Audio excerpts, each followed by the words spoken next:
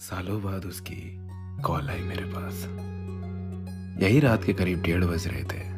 मैं जगा हुआ था, इंस्टाग्राम पे फीड स्क्रॉल कर रहा था, मीम्स देख रहा था। अचानक एक अननोन नंबर से कॉल आई।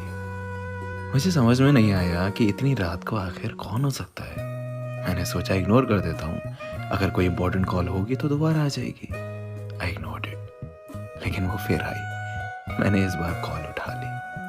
मैंने हेलो बोला। सामने से आवाज आई हेलो। अचानक से पूरा मूड बदल गया मेरा, क्योंकि ये आवाज कुछ जानी पहचानी सी लग रही थी। ये आवाज सुनते ही आंखों के सामने अंधेरा छा गया।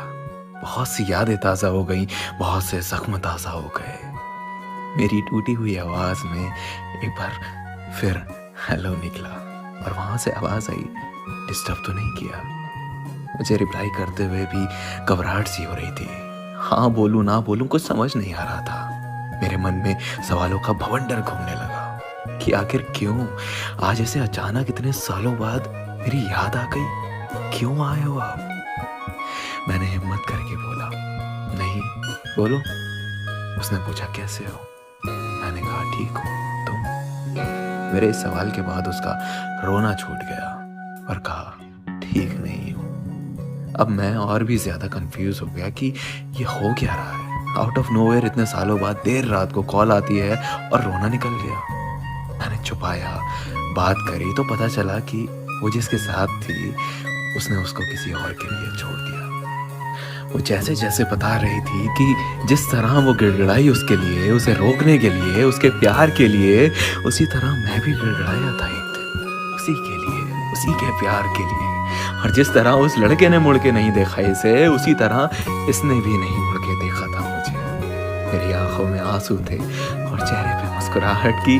किसी के कर्मों की सजा उसे बखूबी मिली है, किसी के सच्चे प्यार को ठुकराने की सजा बड़ी शिद्दत से मिली है। वो रोते रोते मुझसे माफिया मांगने लगी, बहुत माफिया मांगी, बहुत मिन्नतें की कि मैं उसे माफ करके उसे अपना हल, उसे अपनी जिंदगी में वापस बुला लूं। मैंने उसे कई साल प्यार किया था, कई साल लग गए मुझे उसके प्यार से उभरने में।